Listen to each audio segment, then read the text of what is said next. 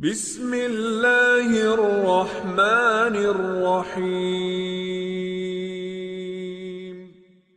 Another point that helps us better understand the concept of ayatul Tathir is the hadith that the Prophet used to come and say salam to ahlulbayt at the time of salat.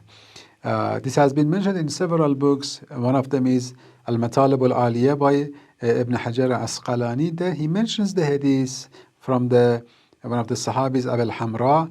قال شهدت مع النبي 8 أشهر. And I saw that 8 months.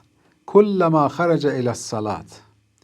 Every time the Prophet left the house for salat, if it was 5 times a day or 3 times a day, less or more, أو صلاة الفجر أو قال, this Ravi says, I don't know, he said every salat or salatul fajr. Anyhow, for 8 months, when the Prophet left the house for salat and when he reached the door of Lady Fatima, فيقول, he used to say, السلام عليكم أهل البيت. Salam to you, أهل البيت. إنما يريد الله ليذهب عنكم الرجس أهل البيت ويطهركم تطهيرا.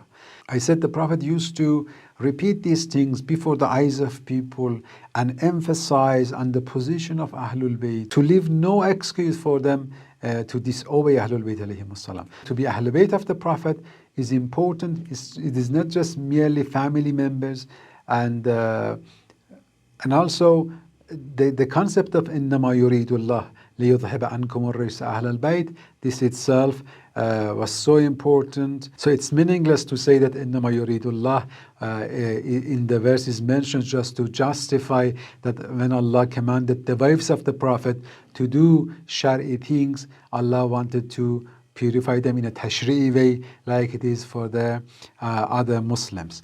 Then it will not be any virtue for Ahlul Bayt. The wives are not among Ahlul Bayt, and also إنما يريد الله ليذهب عنكم الرجس أهل البيت is not referring to the duties of the wives. So if you think about it, that for 8 months the Prophet, every time of Salat, to come to the door of Ahlul Bayt and to pass salam to them and to recite the verse of Tathir, ayatul Tathir, there is an agenda behind it, there is intention behind it.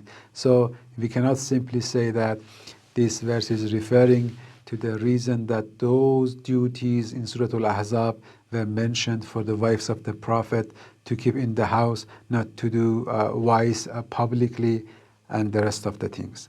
So there should be some wisdom because of a specific position that Ahlul Bayt had and the value which is in this verse, to put something like Isma, that the Prophet comes and calls them Ahlul Bayt and recites the verse for them.